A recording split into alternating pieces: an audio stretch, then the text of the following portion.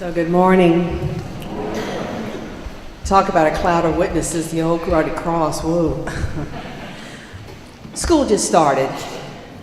And more than any other time, it is a time that is centered around all children.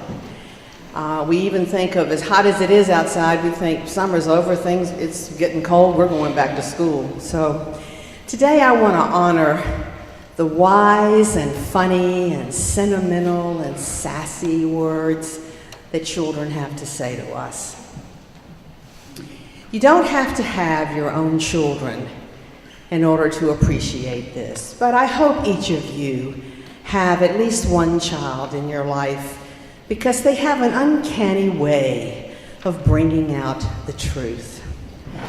When a child enters the room, everything changes. I believe part of it is because it really brings us back to our own childhood when we hear and listen to them. You are never too old to learn. You are never too young to teach. So here's some words and wisdom from the Peanut Gallery. Because they're actual quotes, I wrote them down because I don't want to mess them up by not remembering them. Here's some thoughts they have on family.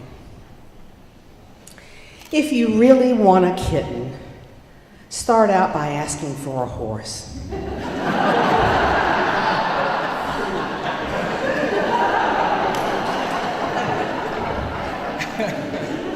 To teach her son a lesson about child-proof capping and not to open medicine, a mother had her 4-year-old and he was struggling with a child-proof cap of children's vitamins.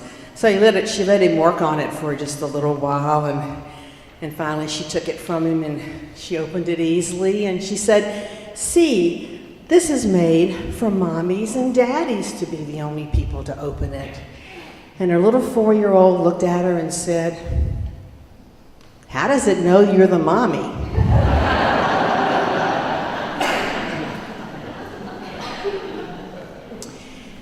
When I think of my 2 granddaddies who were dead, tears just jump into my eyes, says Caleb, who's age 7. And from my own family, I had a nephew, his name is Ross. And he was 6 years old when my niece was born.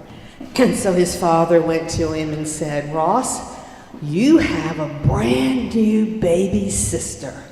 And Ross looked at him and said, "And I'll be the one to protect her from the dragons." And he always has. And from Morgan, she has great advice. When your mom is mad at your dad, don't let her brush your hair.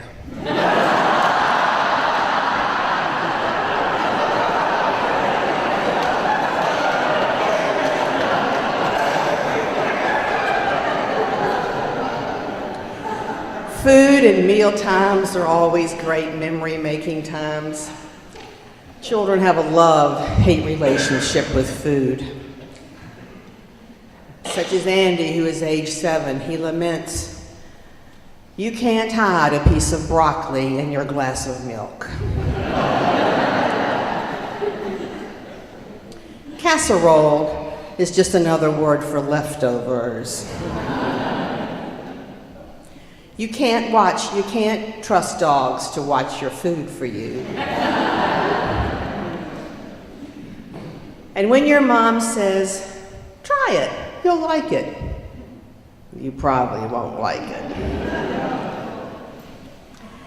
The classroom is second only to the home in teaching our children responsibility and cooperation and learning to love to learn.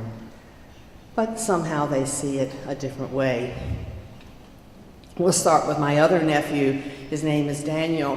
His mother, with tears in her eyes, put him on the bus to go to kindergarten. And she was waiting there when he came home. And he gets off the bus and he says, "You have got to be kidding me." And she says, "What, honey?" He says, "This school thing. How long do I have to do this?" Now, she doesn't want to tell him like 12 years and maybe even more. So she said, well, honey, it's going to be your job for a little while. You know, you're going to go to school. And he said, I can do it 1 or 2 days a week, but I'm not doing this every day. And actually, he never changed his mind. That's kind of how it... Aaron knows all the horrible things I heard about algebra are absolutely true.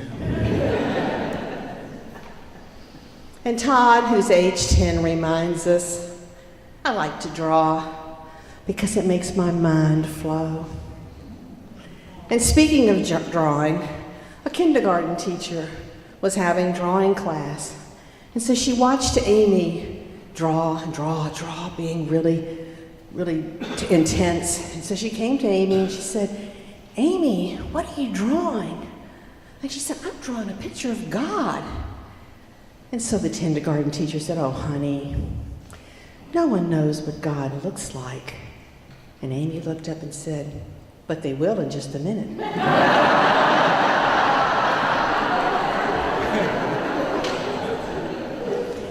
Experience is the best teacher. And some of these children are speaking to us from, obviously, their experiences. The best way to find out a person's character is to play Monopoly with them. You should never jump off the top bunk in your room and expect to fly. That is followed by Philip, who also says, you should never jump out of a tree using 2 plastic bags as your parachute.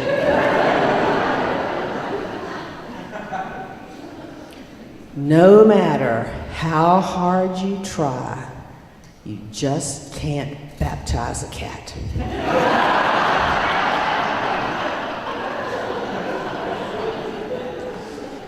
And lastly, words to live by.